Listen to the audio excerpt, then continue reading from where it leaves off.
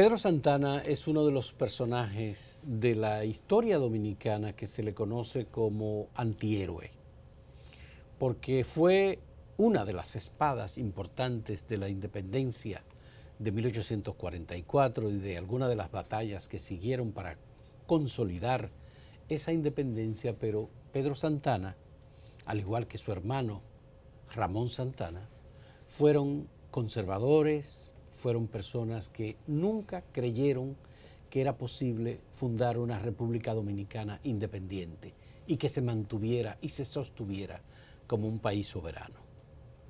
Joaquín Balaguer, contradictoriamente, criticando a Pedro Santana, de todos modos, tuvo la decisión de llevar a Pedro Santana al Panteón Nacional.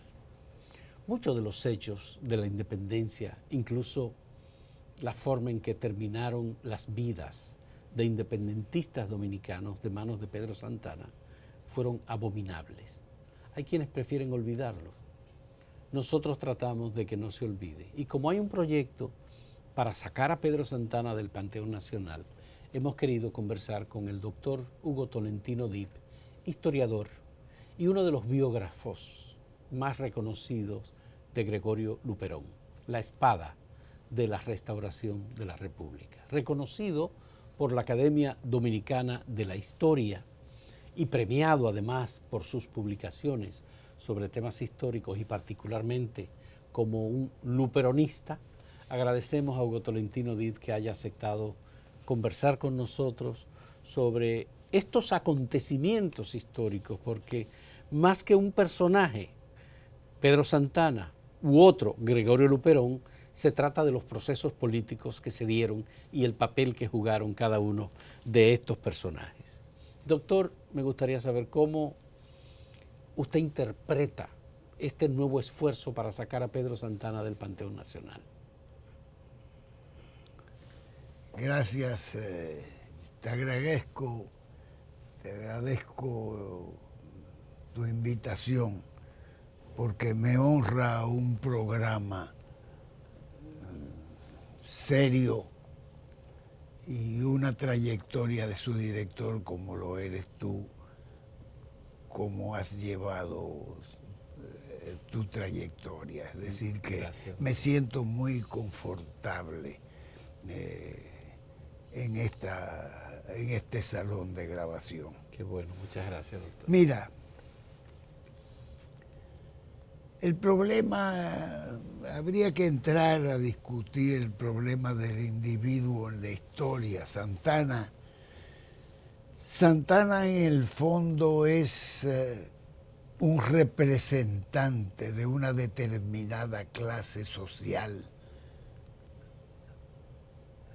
en 1844. Esa clase social la dirigía Bobadilla. Tomás Bobadilla y Briones. Tomás Bobadilla Briones, que fue el primer presidente que tuvo la República Dominicana en 1844.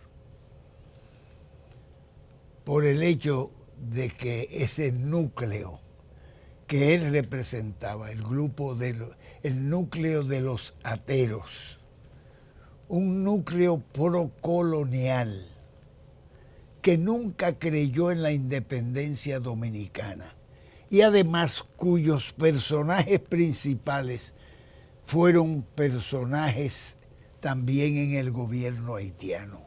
La víspera de la independencia, el 27 de febrero de 1844, Tomás Bobadilla, llamando a Santana para que los representara militarmente, todavía era funcionario la víspera del gobierno haitiano, Tomás Bobadilla. Y había algunos que participaban en la Cámara de Diputados en Haití como representante de esta zona. Exactamente. Yeah.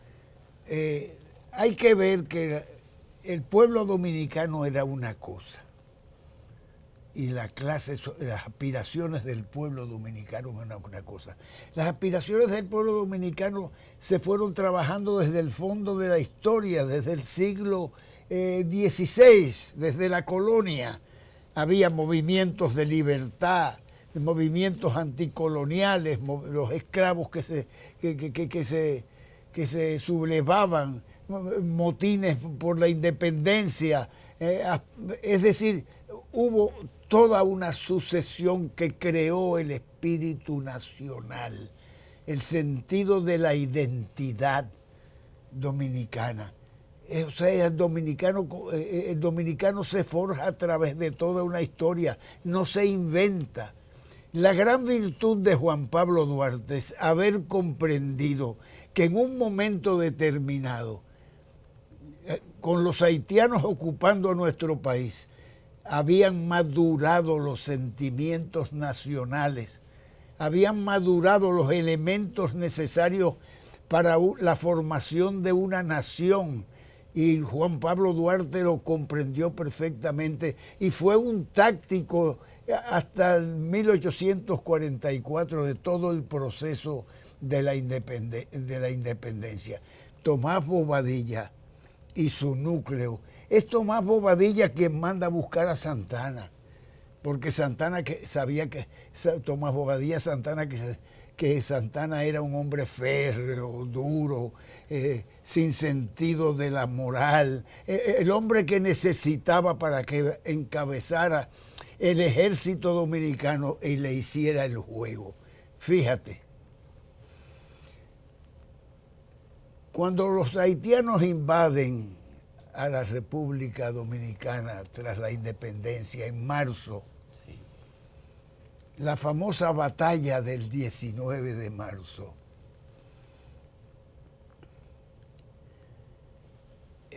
Santana va a Azua y en Azua se da la batalla, sí, pero la gente se equivoca. Santana fue con un ejército que era de Santana. Santana vino con 600 hombres del Ceibo. Y los demás miembros del ejército dominicano, ¿quiénes eran?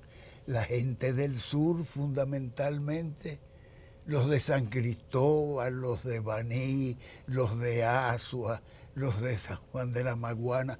Eran hombres. ¿Quiénes eran esos hombres? Duvergé, el general Antonio Duvergé, los Puello, los Evangelistas, los Soñé. Esos fueron los hombres que pelearon. Santana no peleó. Comandaba las tropas. ¿Comandaba qué? El plan de batalla de la batalla del 19 de marzo lo hizo Duvergé. Y el que hizo las batallas, quien verdaderamente guerreó y derrotó a los haitianos fue Duvergé. Pero con sables. Eran las cargas al machete.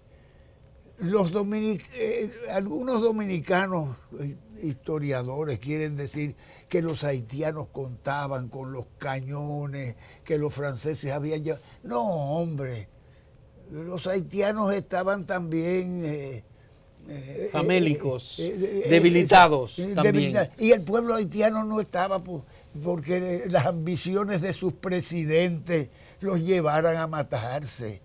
Los haitianos querían estar tranquilos.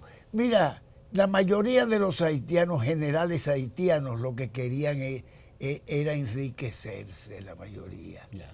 Yo pensé que el ánimo que lo motivaba a ello era las ansias de libertad y el antiesclavismo. No, fíjate, había todo un sector que tenía desconfianza de los dominicanos, en el sentido de que pensaban que los dominicanos, como estaban trabajando la anexión a Francia, el grupo de Bobadilla y todo ese grupo, ellos tenían el temor de que Francia volviera a través de la República Dominicana, volviera a la isla y al mismo tiempo ambicionara también la parte de Haití. Es decir, que Francia quisiera unificar toda la isla bajo su dominio. Bajo su dominio. Entonces muchos haitianos tenían ese temor. Pero en general, en general, esa batalla del 19 de marzo fue una escaramuza más. O sea, que no ahora, hay, en el general Santana no hay esa espada de verdad de la separación, de la independencia. No hay un hecho que demuestre que Santana, él personalmente estuvo en el campo de batalla. Y quien derrota a los haitianos es Duvergé, Antonio Duvergé. Con en todo su grupo. La única batalla verdadera es la batalla del Memiso. El Memiso. Pero fue una pequeña batalla también. O sea, no se crean que eran grandes batallas. Duvergé lo que tenía eran 70, 100 hombres con machete, eran cargas al machete que se hacían. Y el ejército haitiano, los haitianos no querían pelear. El ejército haitiano sabía que estaban comandados por generales ambiciosos. ¿Y de dónde sale entonces? Vamos a hacer una pausa. Primera pausa en este diálogo con el doctor Hugo Tolentino Did, historiador. En un momento retornamos.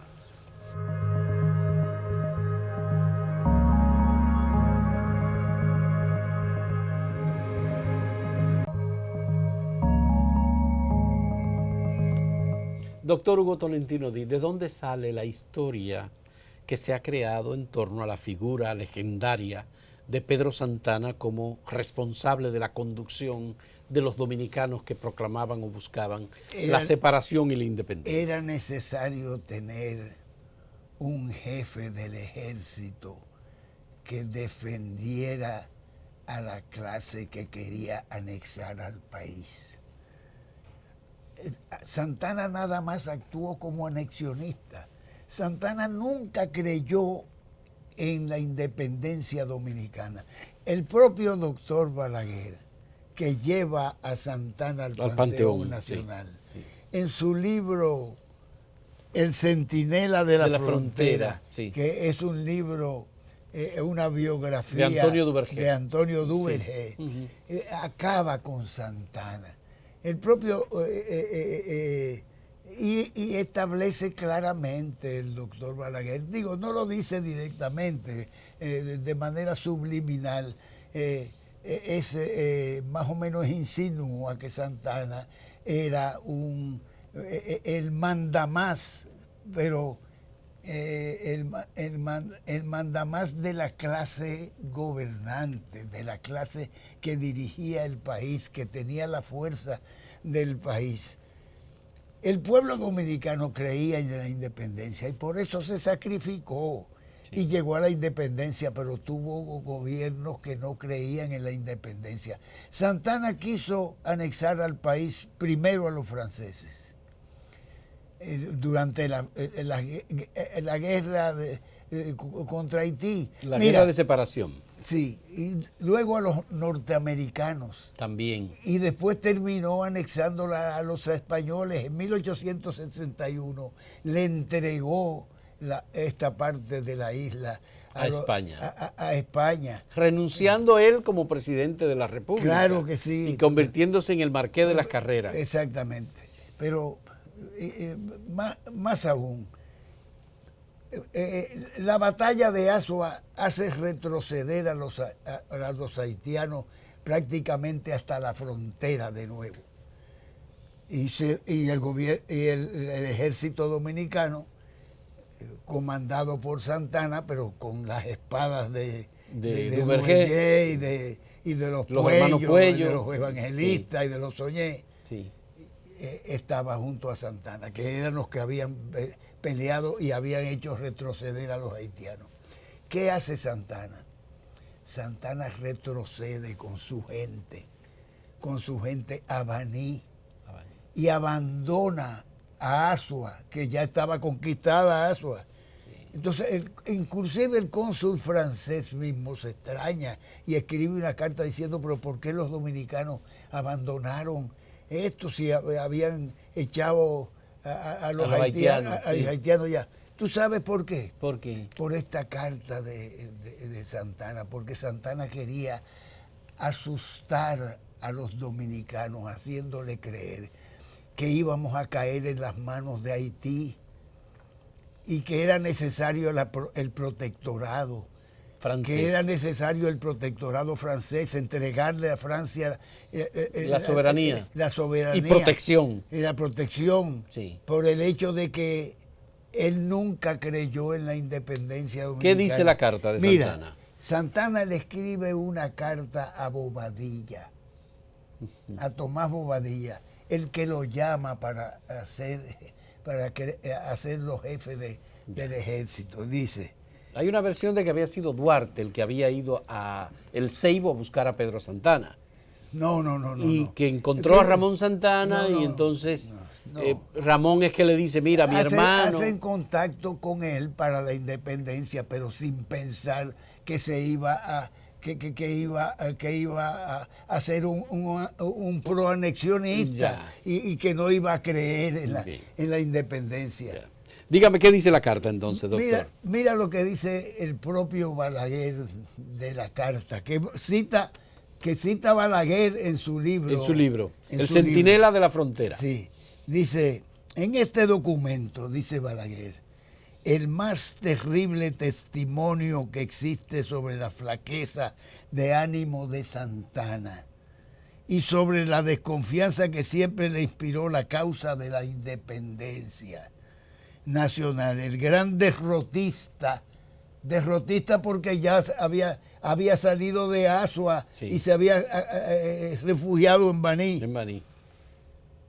Le inspiró la causa de la independencia nacional. El gran derrotista hace esta confesión vergonzosa, indigna de quien tenía en sus manos en aquellos momentos de peligro los destinos de la República. Dice Santana en la carta, nosotros nos arruinamos con nuestros trabajos todos paralizados y con la fatiga de un arte tan penoso como la guerra, al que los nuestros no están acostumbrados, sobre todo él.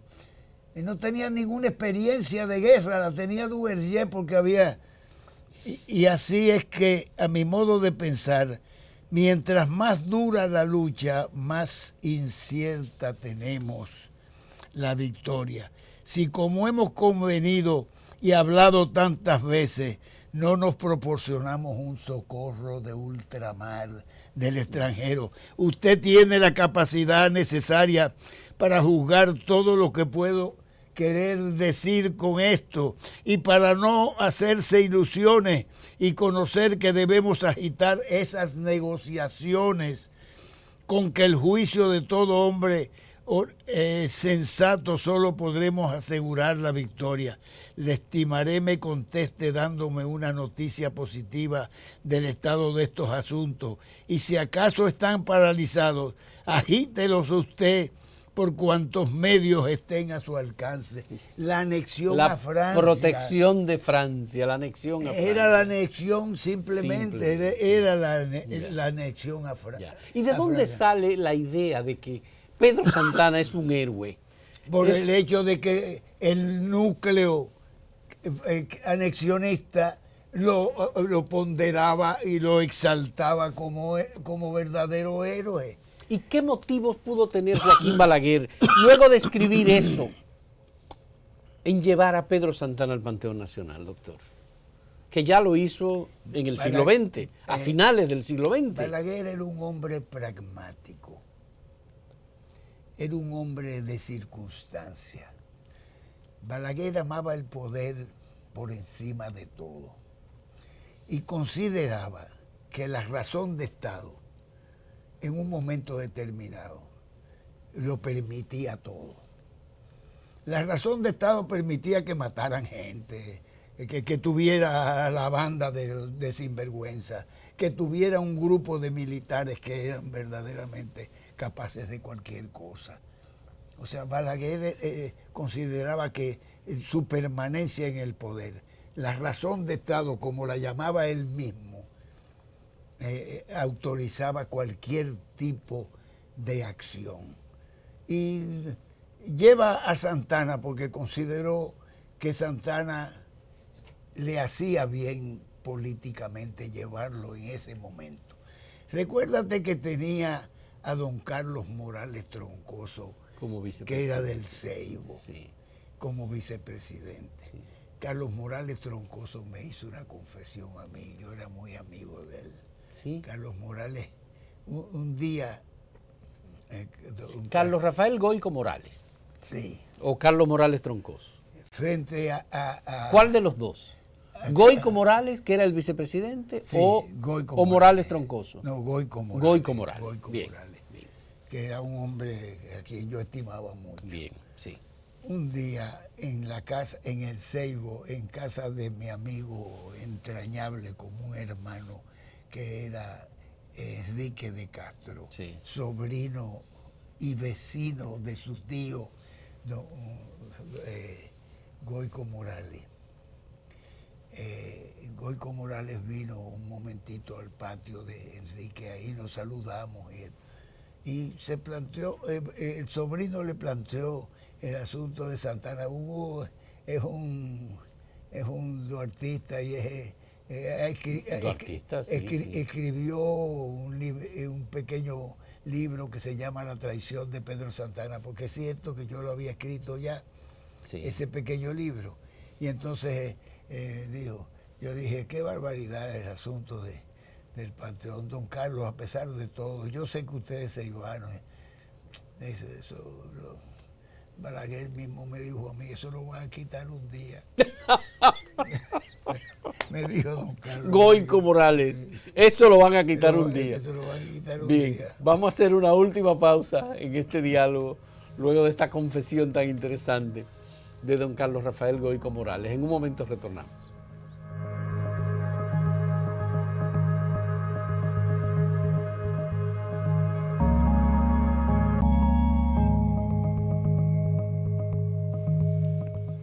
Doctor Hugo Tolentino Dit, ¿nos ayudaría en el espíritu, en el aire que respiramos, en el sentimiento de orgullo por la independencia, si sacamos a Pedro Santana del Panteón Nacional? ¿Eso sería algo espiritualmente importante para la reivindicación de nuestra soberanía? Es importante por el hecho de que Santana fue un antipueblo. Santana no creyó nunca en el pueblo independiente dominicano. Santana no pensó nunca que la República Dominicana, que su pueblo fuera capaz de amar verdaderamente en términos patrióticos este país, sino que el pueblo dominicano era incapaz de formar una nación coherente, de tener una identidad propia, original, de que el pueblo dominicano fuera capaz de tener un perfil y defenderlo, porque además era que Santana era un ignorante y no sabía que desde el fondo de la historia el pueblo dominicano venía creando episodios que sumaban de más en más a la conciencia nacional el ánimo de la independencia, de la personalidad nacional. Mira, Santana fue capaz de liquidar a todos los que él consideraba que defendían la independencia.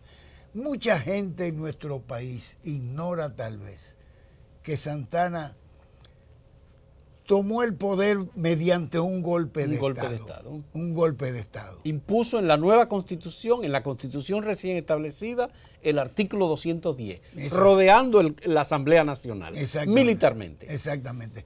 Dándose ese artículo 210, le daba todos los poderes y anulaba el resto de la Constitución. Y dio un decreto como dictador declarando traidores a la patria a Duarte, a Sánchez, a Mella, a Pedro Alejandrino Pina y a casi todos los trinitarios.